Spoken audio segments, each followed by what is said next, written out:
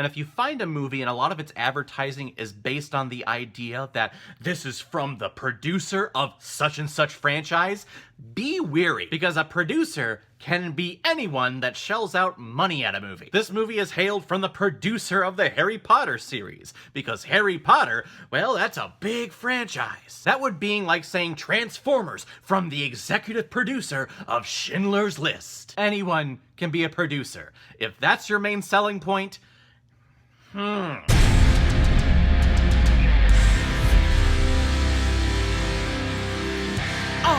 Kill Giants, released in 2017, and it's directed by Anders Walter, who's directed such films like 9 Meter and Helium. And this film stars Madison Wolfe, Imogen Poots, Sydney Wade, and Zoe Saldana. I Kill Giants is based on the graphic novel series by Kelly and Ken Nimura, and the movie follows Barbara Thornton, who is trying to deal with real-life events by escaping into a fantasy world. A world where she is a mighty warrior, wielding a mighty hammer, and fighting and killing giants. Because if she doesn't, they will lay waste to all human life on Earth. Now, I was giving the poster a hard time at the beginning of this review, but I did actually end up enjoying it. But just to warn everyone, do not let the poster fool you. In other words, don't judge the book by its cover, even though that's what I do all the time. If I see a book with an awesome cover, I go, oh, that book must be awesome. I will read that. Most of the time I'm disappointed. But I can't help myself. I've been told that since I was a little kid, don't judge a book by its cover.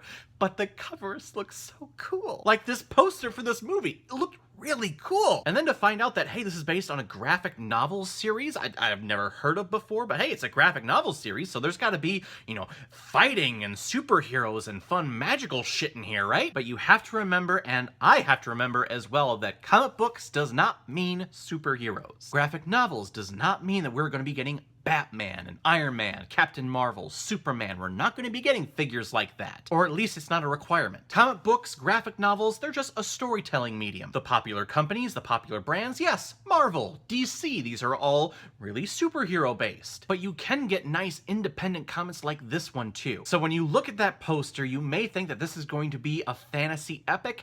It absolutely 100% is not that. And if you look at that part that says from the producer of Harry Potter, don't think that we're going to have a happy, fun, magical world where everything works out in the end. I would consider this almost 100% straight drama, because our lead character, Barbara, is dealing with some very, very, very serious issues in her real life, and because she's so young and because she doesn't have parents around to help her cope with it, she decides to cope in the only way that she knows how, and that's through fantasy, that's through imagination, that's through building up a world like through D&D. And that's a very dangerous path to go down, especially when you are trying to repress a lot of these just terrible, terrible memories into this fantasy world when other people are trying to come in and trying to be nice to you, like a sister or a new friend at school. When they're trying to just have a conversation with you, they cannot typically break down that barrier. And Madison Wolfe, who plays Barbara Thompson here, I think is fantastic. She conveys this kid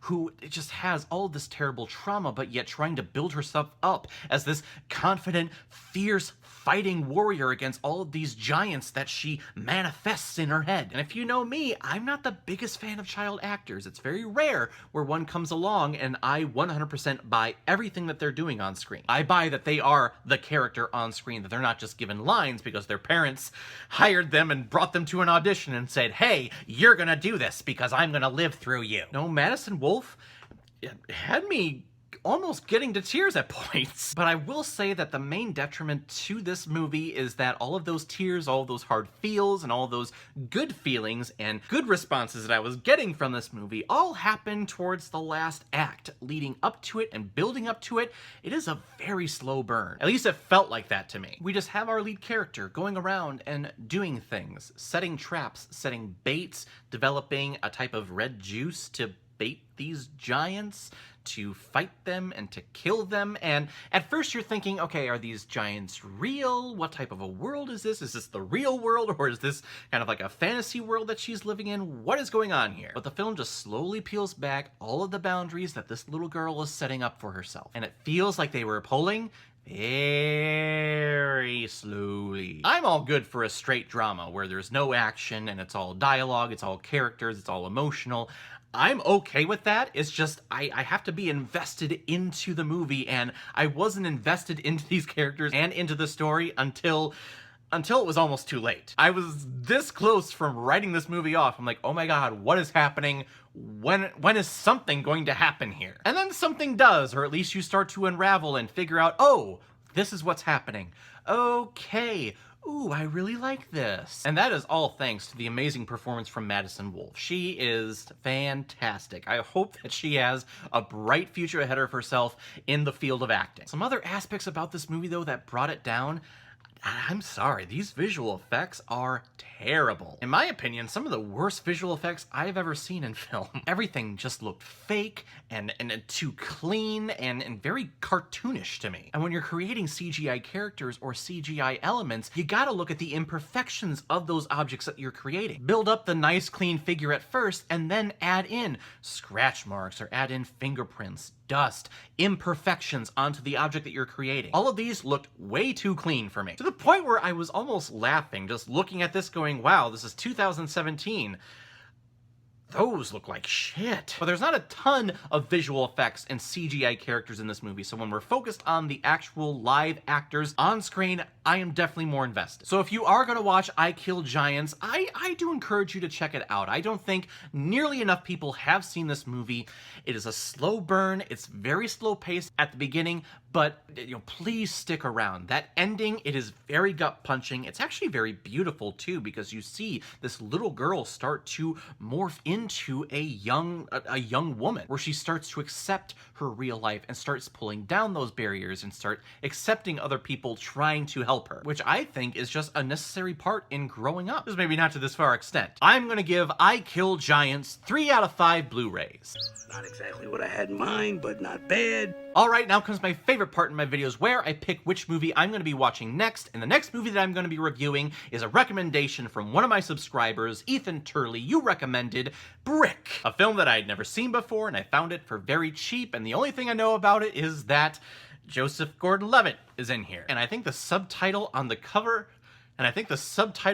of the DVD said that this is a detective story. So unlike I Kill Giants, where the poster and the cover is telling me, oh, this is going to be a fantasy epic, Brick is flat out telling me this is a detective story. So thank you very much, Brick, for being so honest. Wonder if it's from the producers of Dick Tracy. But I have never heard of this movie before. I have absolutely no idea what happens in it, but I love detective stories. I love me some Law & Order SVUs. So thank you very much, Ethan, for the recommendation. If any of you have recommendations of films that you want me to review on here, please leave your comment below this video, or go to my Facebook page, my Instagram, or my Twitter. Leave your recommendations there, and if I have access to it, I will watch, review it, and give you a shout out on the channel. So everyone, have you seen I Kill Giants? Probably not. Almost no one has seen this movie. So if you checked it out because of this movie review, please comment below, let me know what you thought about it. And if you like what you saw here, if you like my take on these movie reviews, please hit the subscribe button. I could definitely use the support, and tell your friends, tell your family, anyone that likes hearing people talk about movies, send them over to Caleb Watches Movies and hit the subscribe button. And of course, if we hit 1,000 subscribers by the end of 2019, I will record myself watching just pure torture, in my mindset, Arachnophobia. That's gonna be a blast for you. Who wouldn't want to see that? Me. I would not want to see that. So everyone, I will see you next time with my review of Brick. So in the meantime, be well, be good to each other, and go watch a movie. Take care, guys.